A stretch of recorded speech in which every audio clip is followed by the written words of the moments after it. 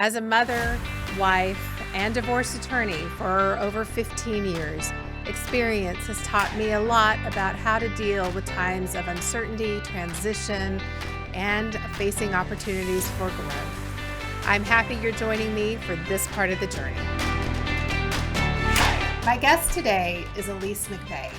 She is the founder of Elise McVeigh's Life Camp, which she started in 2001 to help educate children, young professionals, and adults alike on the important etiquette skills. She's authored many publications, including A Parent's Guide to Etiquette and another book that's going to be coming up later this year. She's here today to talk with us about the important things we need to teach our children when it comes to etiquette. Welcome, Elise. Thanks. Thank you for having me. Yes, I forgot to mention that you actually are also a parent. So yes. You haven't just written books and taught other people's children, but you've actually raised 3 boys who are young adults now, yes, and here in the Dallas area. Yes, and it's funny, when I started giving speeches, I just was really sort of winging it. But now I can give a speech and say, and these tips really help. My children are very polite. So that's good that I sort of tested it out on them, but it's now all fine. I remember at the time thinking, wow, that's really risky because, if they didn't turn out, but they did. I know. They're awesome. Luckily, they turned out. Exactly. So what ignited your interest in etiquette? I always when I was writing the book, A Parent's Guide to Manners, I talked about when I was little, my favorite books were Raggedy Ann's Thank You, Please, and I Love You Book of Manners, and The Polite Elephant by Richard Scarry. So I always have been into manners. I just was born liking manners. I don't know why, but then as an adult, when I wanted to be a speaker, I knew it was a topic that I was passionate about, and so it just all sort of spiraled from there. So when people ask you, why do manners matter? What is your answer to that? Gosh, on so many levels. Well, one is, as an adult, good luck getting a date if you don't have good manners. I mean, I'm sure that you have clients as a divorce attorney that they'll say, oh, he has bad manners, she has bad manners. It's something that really annoys people. If you're a child, a student, and you don't have good manners, you're not going to get anywhere. So I always say you can be the smartest person in the room, but if you don't have good social skills, you're not going to get into the fraternity sorority that you want. You're not going to get into the school that you want. You're not going to get the job. So it's just something that's, I'd say, one of the most important things that you can do.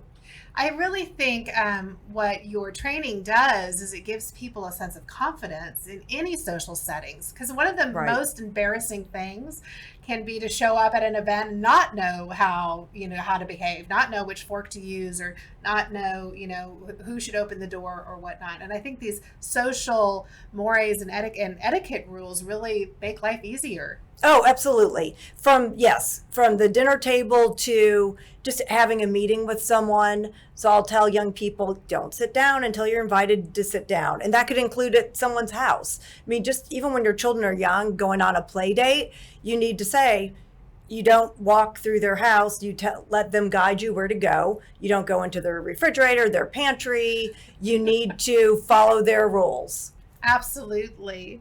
What kind of groups do you work with?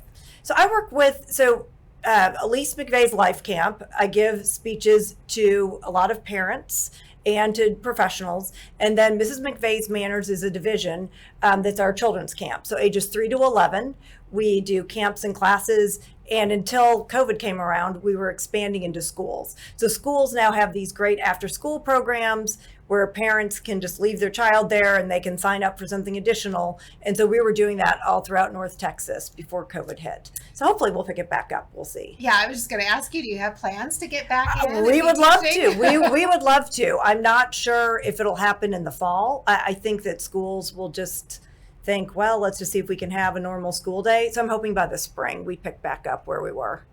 What are some of the most important areas that you cover with children when you're teaching etiquette? So when I started this, so the children's part in 2003, when I started, it was all about table manners. Then about 10 years ago, I started getting calls that said, my child cannot communicate with adults and children are not acknowledging adults anymore. So let's say that my children know you, they run into you at, place of worship, Starbucks, wherever, you would hope that they'd say, hi, how are you? Does not necessarily happen. Actually, someone that you know too, he was sitting outside of a restaurant, I guess on a porch, and my oldest son at the time was, I think, in 12th grade, walking out, and he said, hi, Mr. Kerrigan, how are you? He introduced his friends, they had small talk, etc. So this gentleman was so nice that he sent my husband an email saying, Griffin did this, this, and this. It was so great. It was so nice. And I thought, well, that's very sweet that he said that. But it sort of made me sad that he felt like he had the need to say something like it was a big deal. But it is sort of a big deal these days. If a child actually acknowledges you, you're like, oh, wow, what a polite kid. But I think 15 years ago, it would have been, well, of course, William is coming up to me. I've known him my whole life. I see him every week. But it's just really changed. And, we have a lot of socially awkward people now. And I'm scared that COVID probably made it even worse for these young people. But we even have adults who are very uneasy communicating with people. They don't have good eye contact. Everyone's like this these days because we're all looking at screens. And a lot of people, they just don't know what to say. So I try to teach things like, you can talk about the weather. You can talk about what time of year it is. Look around the room. If you see that they have a big fish on the wall, oh, you go fishing. Well, that's fun. Where did you catch that? And we try to teach children and adults these skills so that they feel comfortable in any situation. And when you have the ability to hold a conversation with somebody who isn't your peer, what I love is that it really opens up the world. I mean, you get to learn, maybe they have stories to tell if they fought in a war, or maybe, the young person has stories to tell about what's going on in their world. And I think connecting intergenerationally is so important and so healthy. I agree. And I think a lot of younger people, they will come to my house. How was your day? Fine. How are your parents? Good, thanks. They'll say, yes, ma'am, no, sir, and just very short answers. And I think that they think they're being polite, but really it needs to be a balanced conversation. If there's someone telling you their World War II story, oh my gosh, that's fascinating. Okay, so wait, explain. Now, how did this happen? Or how did you even get into the service? I mean, there's so many questions that you could ask where it looks like you're listening, and that you're prompting them, and hopefully then they ask you some questions too. Yeah. And I think that's a skill that a lot of people just don't have. Those have been some of my favorite conversations, the impromptu conversations that came up because I was curious. Right. No, that's great. But you obviously know how to ask people good questions, and a lot of people, they just don't. Let me ask you, because when you were talking about Mr. Kerrigan, and I want to ask you about use of last names. Are children should they still be calling adults Mr. and Mrs.? Absolutely. And what I've noticed is it's very regional. Even so where I live in the Dallas area, everyone says Mr., Mrs., Doctor. And something I always teach is before you go to someone's house, ask the kid, that like, oh, okay, is your mom a doctor, Mrs., what do I call him, her? But then let's say I go to Allen or the Lovejoy area. They might be used to saying, Miss Elise instead of Mrs. McVeigh. So I always say, no matter what, you call the adult by their title and their last name. And I had a friend one time who would tell my kids, oh, call me Miss Tina. And I finally said, tell her you're not allowed to call her Miss Tina. You have to call her Mrs. So-and-so. And it's like, okay. But yes, it's just very interesting that different places have different rules, but I always say more formal is better. I do find sometimes it can be a little awkward to refer to myself, as, or my husband is Mr. Hargrave or Mrs. Hargrave, but that level of formality, I think, can be helpful in relationships. I mean, we know where we stand. We're not peers. We're not friends. Right. But yes. I care about you, and I'm glad you're a child who's in my child's life. And I think I see it really as just a way of denoting kind of that affection for the people in our lives, is that there's a relationship there. Yes, and I've had kids try to call me something else, and I'll just say something like, oh, hi, I'm Mrs. McVeigh, just or please call me Mrs. McVeigh. Not in a mean, snarky, rude way, but I just try to throw that into conversation so I'm clear this is what you need to call me. Exactly. I'm glad to know I'm not the only one who does that. Yes. Let's talk about technology. So in 2001, when you started Life Camps, technology wasn't what it is now. No, I think it was the old not. AOL dial-up modem. Yes. Maybe there were chat rooms or something. You've certainly seen a lot of changes over the past years. What advice are you giving teens these days in the social media arena? So we talk about that a lot. Something that they don't understand is it's not going to go away. Whatever you post, it's not going away. It's there forever. And I even tell young kids, getting on TikTok and doing a little dance when you're in 5th grade might seem great, but in a few years, it's not going to be okay. And then maybe you're trying to get a job as a 16-year-old. They're going to look at your social media. I try to explain to children that companies now have full-time people, or it's the job of the HR department, that they look at everyone's social media.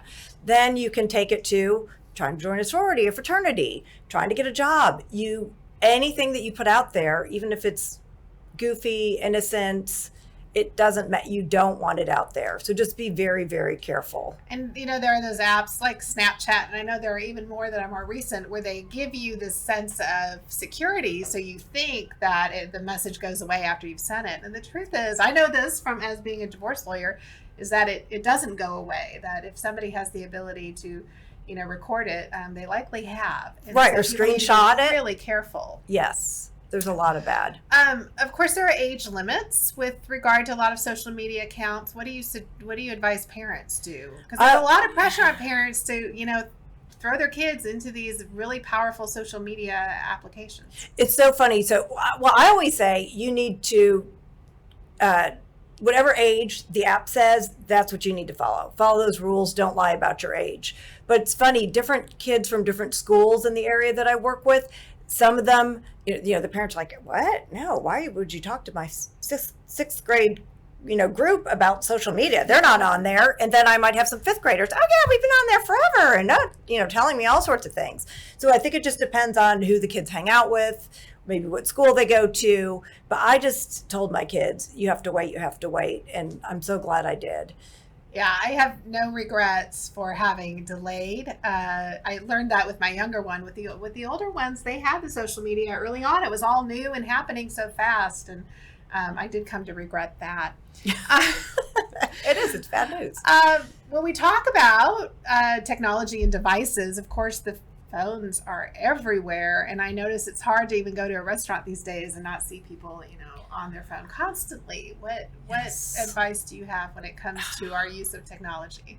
Hold on for a second. Let me check. Yeah. Well, I always say one day we're going to walk into restaurants. They're going to be silent because people are on their phones. You're like, wait, are you texting each other, texting other people? So I always say, if you have to get on your phone for some reason, you need to announce that to the table. Oh, my mom is trying to call me, and she said if I don't answer, I'll be in trouble. Or as an adult, my babysitter might need to get hold of me. So this is why my phone is here. And if you do get a phone call or a text, you phone call, excuse me, it is the babysitter. Hello, one moment, please. And then you get out of range. If I think it's going to be a short conversation, I just sort of turn my body and just have a quick conversation. But under any circumstance, it's just so rude to always look at your phone. And I think that people don't even realize that they're doing it anymore. They're just so used to staring at it. But no, put it away. You're exactly right. I mean, it is so, it's hard to disconnect. I get it. It's a challenge for me too. But in those moments when you've gotten together for dinner with friends, or, you're having a meal, sharing a meal with family, to be able to put away the phone and not be it's hard not to be distracted. If it's sitting out, you're going to be distracted. And you're right. There are those emergency moments, but those are really rare and few and far between. And also, I think it's a generational thing for my kids. I'll say, why are you on your phone? We're at dinner. Well, I just was looking up a score. Or, oh, well, you just asked me this. Or my husband's very into wine. He'll look at the rating of the wine, and I'll say, okay, people probably think you're on your phone and ignoring me. This is rude. So It's tough. It really is. But I say if you can just put it away, put it away. It's funny because don't be tempted. Do you remember back in the days when there were encyclopedias? Oh, And so yes. if you had a question, you had to remember that you had a question until you could get to a library, or if you were lucky enough to have a SAT at your home, you could get home and look up the question. And now we're so used to getting instant answers. And I do find, I mean, we'll oftentimes be sitting around a table and we'll not know the answer, and there's this impulse to look it up. But exactly. It's okay to not know the answer. You're right. And you can wait 30 minutes to find out. That's true. I also want to talk a little bit about safety. I mean, we're talking etiquette, things that are polite or not polite to do. But of course, when you're using technology, there's a safety component to that. Yes. And what are you telling parents and kids when it comes to messaging? So usually the kids, it's sort of been beaten in their head a lot that they know that it's bad. But I even had a friend the other day who said, yeah, it was really strange. My mom's friend was asking me advice about whatever it was. And I said, wait, why would she ask you that? I don't know. I said, I think it's a scam. I think that someone just used her, DM, and I said, don't talk to this person again. She said, okay, yeah, you're right. So I think it can happen to anyone. And I know when I started getting on Instagram, oh my gosh, the creepy messages that you get. I mean, as someone my age, I don't want to see that. And so I cannot imagine what a 15, 16-year-old young girl sees. I always tell parents to tell their kids, if something doesn't seem right whatsoever, or if you get some kind of direct message, show it to a parent. Of course, there's a tendency in messaging these days for, kids to be in these large chat rooms and groups. And, you can maybe, because you're texting back and forth, it can feel a little intimate. And so maybe you're saying things that you forget that, everybody else is looking at too. Right. And once again, they can screenshot it. So the best thing that ever happened when everything went on the cloud years and years ago with Apple, for some reason, I was getting one of my younger sons, all of his texts would come through, and he didn't have a phone yet, but he figured out how to text on his iPad. And so I would see what he would say. So I would get out of it, run into his room. You cannot say that. Why did you just say that? You're in a group. Do you see that you just said something mean about someone? And the girl, she's on here. Oh, I just don't, you have to train your children like everything else. You have to train them what's appropriate on texting, on social media, email. Most kids don't use email. You have to teach them, okay, you're in high school or junior high. Parents, the teachers don't want to hear from the parents. They want to hear from the kids. So I always say, all right, let's sit down, read to me what you're going to say. All right, you have incorrect punctuation. This is a teacher. You need to make sure everything is spelled correctly. It needs to be more formal. You don't use text speak. So it's things that, once again, even young students, older students, they need to be trained on what to say and do. And I think as a parent, it is a great opportunity. It can be exhausting if you take it to the extreme, but do be checking your kids' messages, because one of the most important things we do as parents is to teach and train our children. And so when you are reviewing their messages, you have an opportunity to catch things that, could really come back to hurt them if you don't retrain and teach, how to communicate in a group. Oh, absolutely. One time I remember my husband grabbed my son's iPad. I mean, he learned like 3 important things from it. He's like, oh my gosh, he this, and that. I'm like, what? What is going on? So you just never know. I mean, I did always tell my children from the beginning that your phones are for my convenience. Yes. Privacy is a privilege, not a right. And so you should not expect privacy. No. If you're expecting privacy and I read your messages, that's, too bad for you. So I agree. And listen, I mean, the other thing I always told my children is that you should expect that other parents are reading your messages too. Yes, I actually have had parents call me and say, do you know that your son said this and this? I just want you to be aware. No, I did not know about that situation. Thank you so much for alerting me. And I think if other parents do come to you, don't be defensive. Don't say, oh no, not my kid. You need to thank them and be very grateful. I always say I'm a parent who wants to know. So this goes for anybody out there. If you catch my kids doing something, I want to know. I agree. We may have different ways of dealing with it, and but information is power, especially when we're dealing with kids. And I'm eternally grateful to one mom who made that call. It was a hard call for her to make. None of the other moms did, but she was the one who reached out. And fortunately, because she did, we were able to avert a big disaster happening. So Yes. I think it's so important. It used to be when we were growing up that, it always felt like it was the parents ganging up against the kids. It's not always that way anymore. No, parents are very defensive. One time my son got in trouble at school and had to go to detention, and I called the teacher, asked her why. I said, well, I'm very sorry, and just know he'll have a consequence at home. Silence. I could tell her mouth, like her jaw was to the floor. She's, thank you so much. Oh, I so appreciate your support. I just thought, oh my gosh, she must get beaten up every time she has to tell someone. I just wanted to know so I could punish my child. And I think that she was thinking, oh, she's going to tell me, not her kid. I'm like, believe me, I believe you, whatever you say. That's exactly right. And it's, I think it's overall good for kids. All right. Before we wrap up today, I do want to talk a little bit about divorce etiquette, because I am a divorce attorney. Yes. And so I do have a lot of clients who go through divorce, and it can be awkward in the initial stages when you're telling people about the divorce.